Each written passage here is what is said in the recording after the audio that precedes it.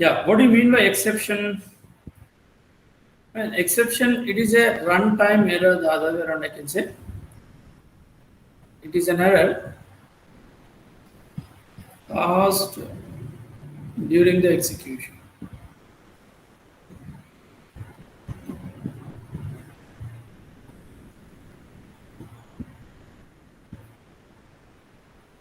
It is an error caused during the execution. Fine.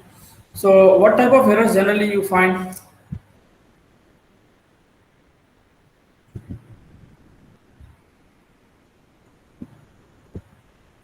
You find syntax errors. When do you find syntax errors?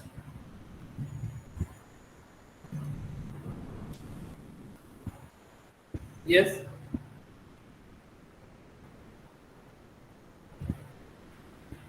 Or you say compile time errors.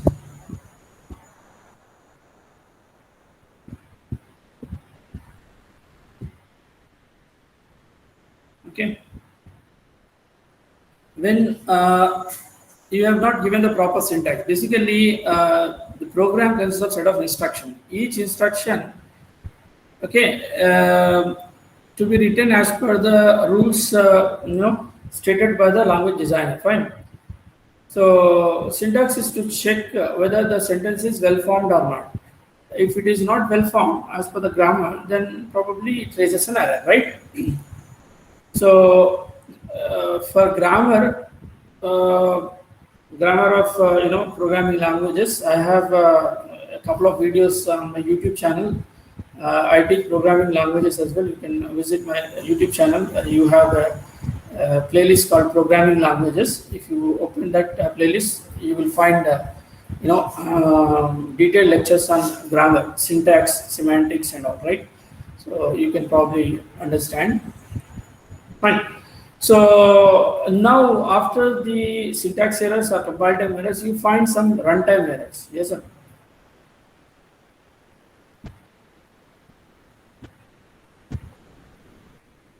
Which are going to be resulted during the execution.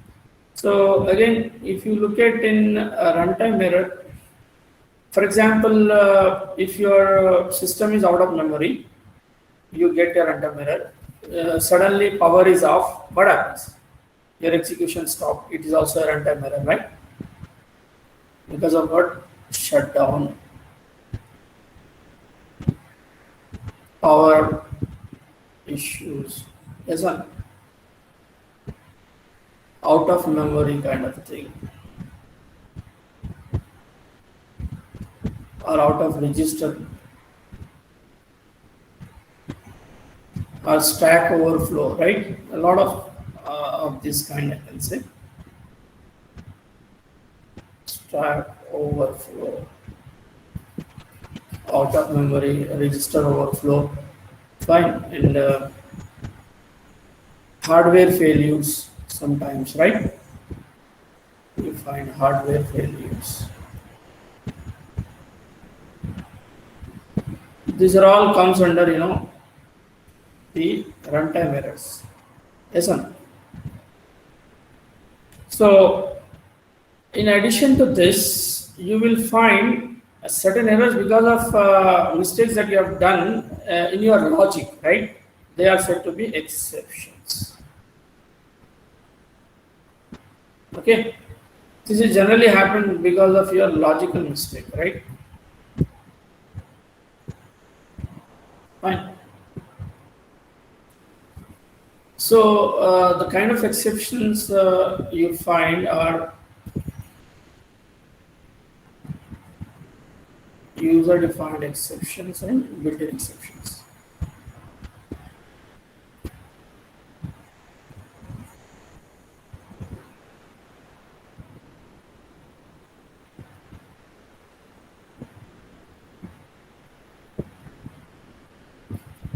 And user-defined exception.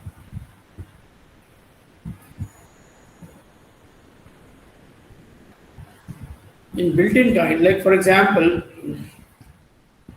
you have declared an array of 10 size, okay?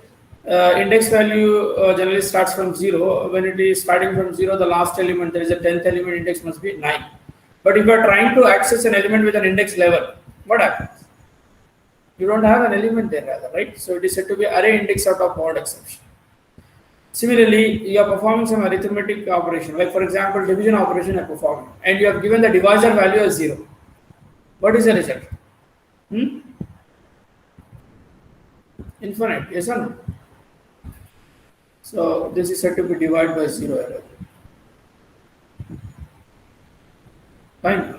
So while performing arithmetic exception operations, if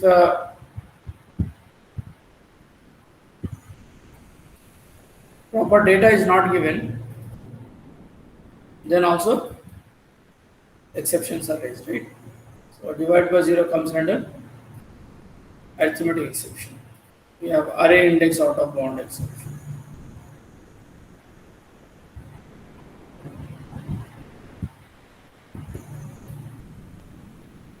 That is when you are trying to access an element more than the size of the array. Fine. So the index value is out of reach. As I given an example, when you have an array of size 10, and if you are trying to access an array element with index value 11 or 12, it's said to be array index out of bound exception. A lot of other exceptions you find, right? For example, you are trying to create an instance of a class of whose existence is null. It means there is no presence of the particular class. It's class not found. You are trying to open a file which is not available at all, right? File not found exception. You are trying to access some URL, uniform resource locator, but it is not available, malformed URL exception, right? Likewise, we have many of such kind, okay, exceptions you probably find. So, and user-defined exception, for example, if you are trying to implement a bank class, fine, where you are writing a withdrawal function, for example, right? So, in withdrawal function, let us say the condition that you have is insufficient fund, right? So when you are trying to withdraw the amount, condition must be the amount must be less than the amount to be withdrawn must be less than the amount available in the bank, right? So if let us say you are trying to withdraw the amount more than the amount available in the bank, then it is said to be an insufficient fund kind of exception, right? So these are these will come under user defined. When you are trying to write a bank class in which you are trying to write a withdraw function, wherein you want to satisfy this particular constraint, comes under user defined. Right? So why basically when these kind of exceptions happens, what our system get resulted with? When an exception raises, what happens? Your system get halted, right? It will not move further. When an exception raises,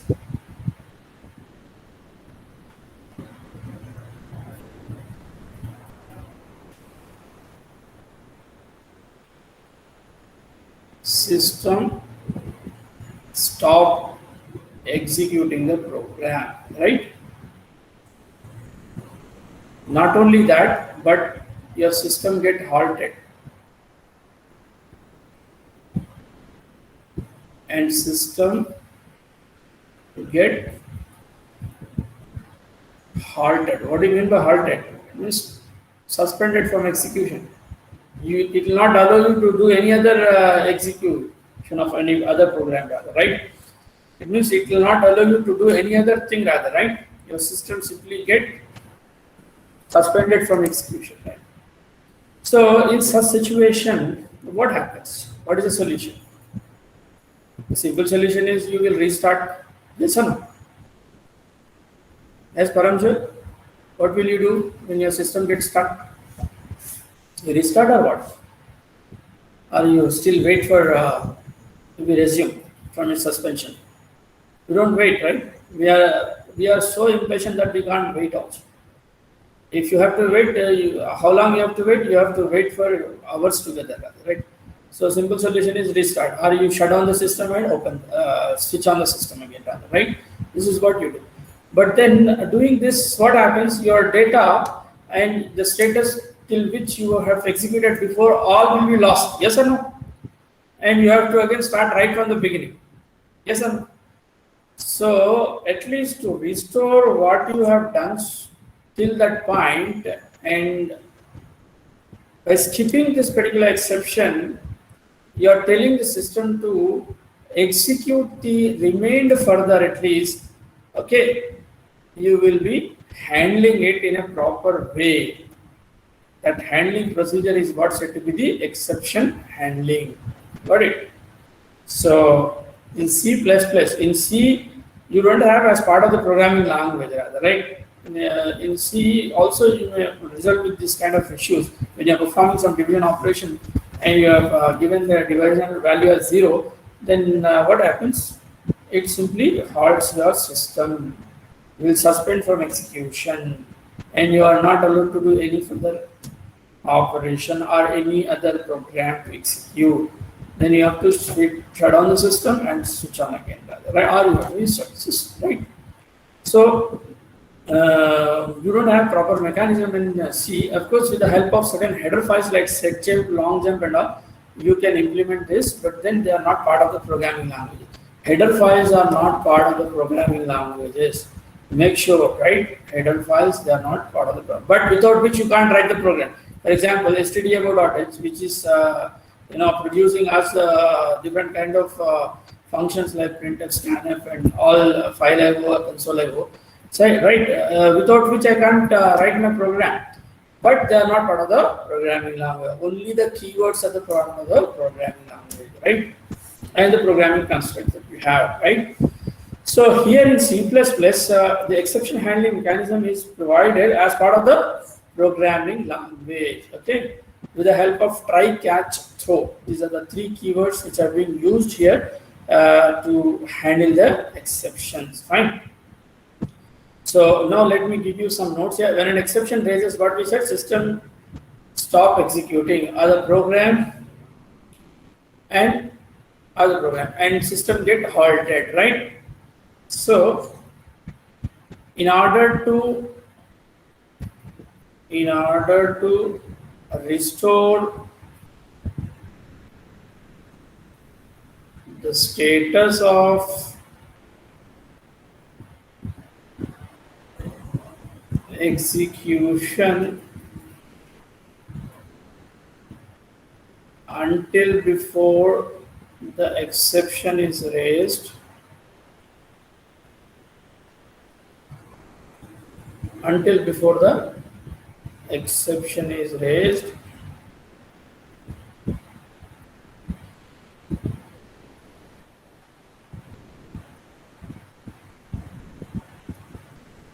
and let the remaining part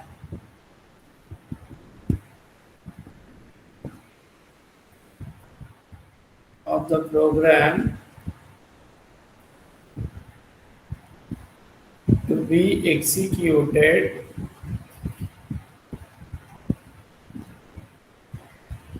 without suspending the program or without suspending the system from in C++. I hope all of you are writing. So now looking at exception handling mechanism, how does it work? Okay.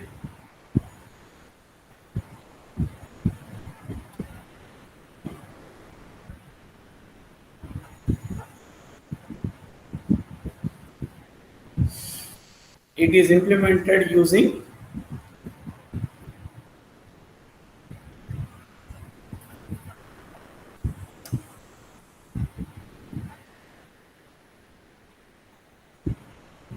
try,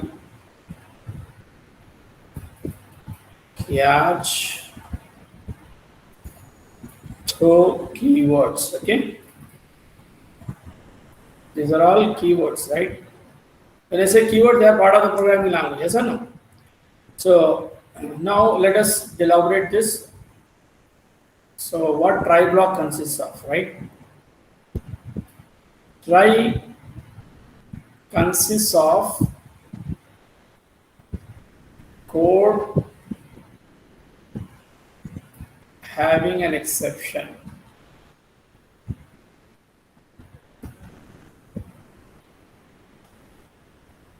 catch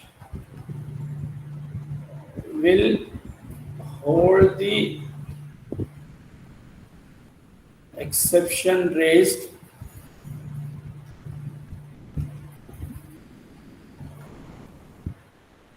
from try block.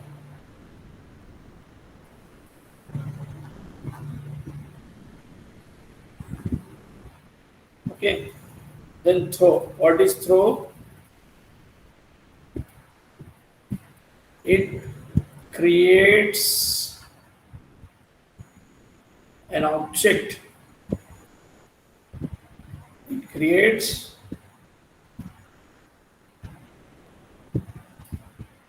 an object of exception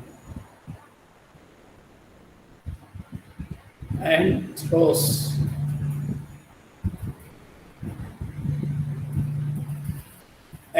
Okay, so this is the try block, this is the catch block, and this is the throw, right?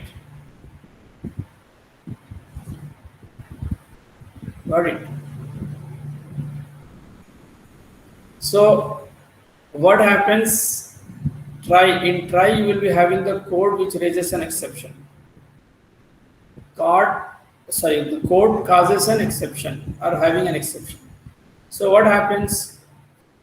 That particular exception object is created and will be thrown. Right? So from try to throw, and then when it will be thrown, it will go to catch block, right? So mechanism is like this, right? In try block, you will be having the code which is causing an exception. When the exception is raised, what happens? The throw is going to create an object of the same, and then it throws.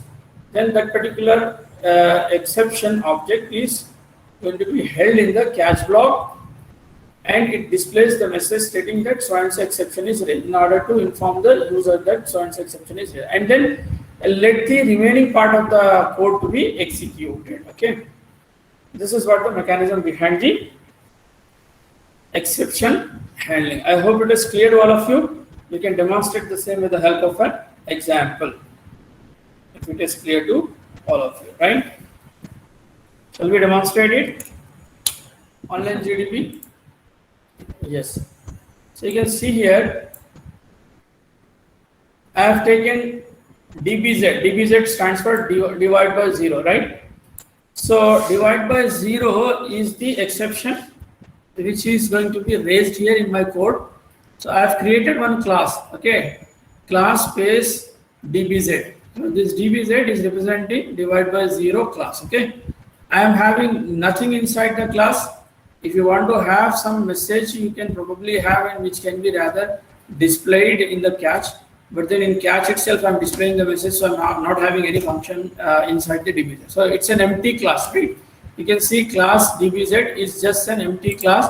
It is a class which I have taken to raise the divide by zero exception and to be thrown from the same, right? So now you can see in the main function here, you can see the try block here.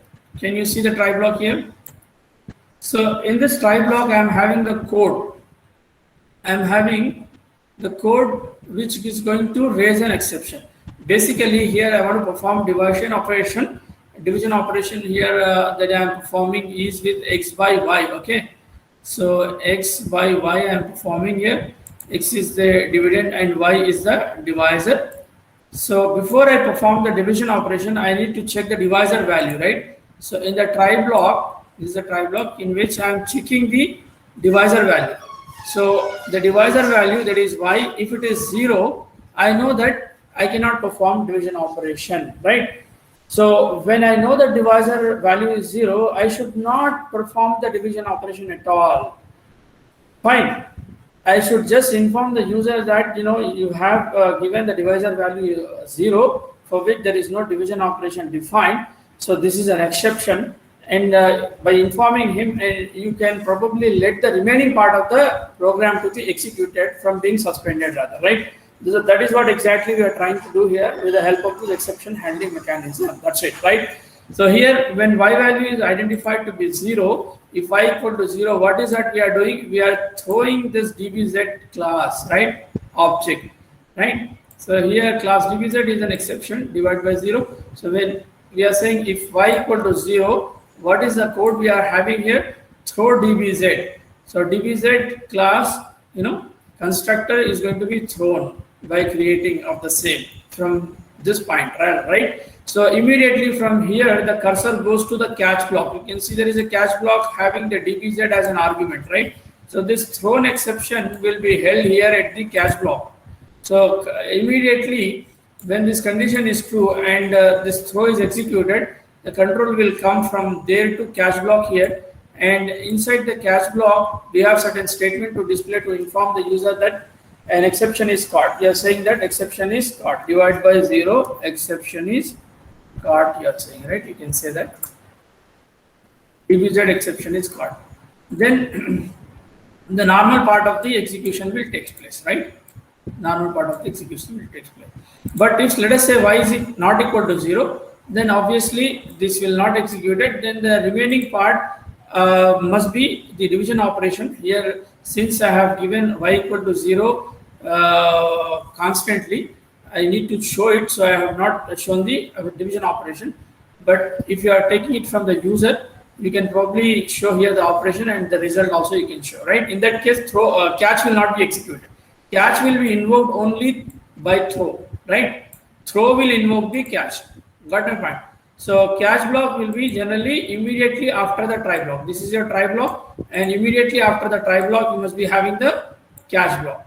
Okay. So when an exception is identified, the exception will be caught, and that will be thrown. How it is going to be thrown? By creating an instance of it, rather, right? So when it is thrown, you will be holding it with the help of catch block, because the throw is going to invoke the catch block. If you have dbz thrown, then respective catch block is going to be here, invoked, and it is going to execute. Then you must be having certain statement in order to inform the user that so and so exception is caught. That's it, right? And the remaining part of the program, like here after catch block, whatever you have certain instruction in the program, that will be executed, rather, right? So this is how the mechanism of the exception handling. You can just run and see the same. Fine.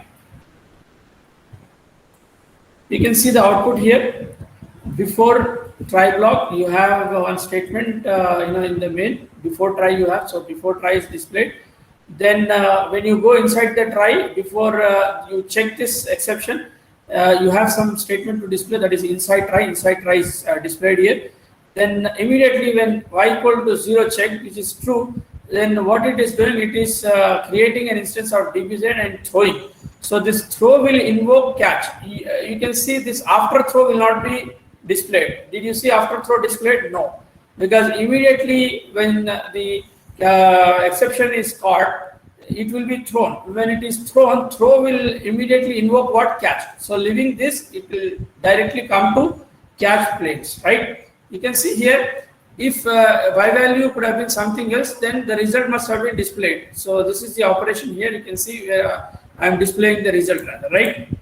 But then this will not be done, because throw will immediately invoke the catch block, and where in catch block you are saying that dbz exception caught. So dbz exception caught is displayed here. Then next is after the catch block, whatever you have, remaining part of the program will be executed. After catch will be executed. You can see, right?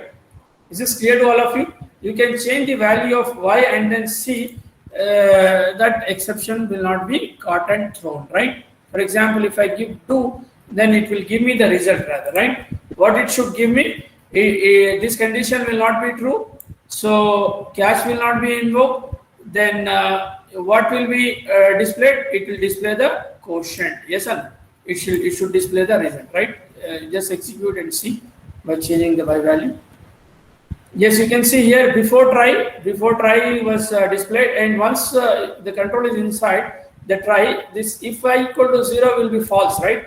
When this is false, it does not execute this. It will directly go to the quotient to display, right? Because it will perform the division operation, right? X by y will be performed. X by y is performed after inside try. Quotient is displayed, that is 5. Then it doesn't go to the catch block. Catch block will be invoked only by the throw. So when there is no exception card, then catch block will not be executed. So you will directly come to the after catch. That is, this particular statement. That is the remaining part of the program, of course, right? So we are using after catch, right? I hope this is clear to all of you. Is it clear? How when the exceptions are going to be raised from the program will be caught and then thrown and properly handled so that the remaining part of the program will be at least executed from being suspended, right? I hope this is clear to all of you. You can have multiple exceptions to be checked in the single try block. When you have multiple exceptions checked in the try block, then you must have to have those many catch blocks.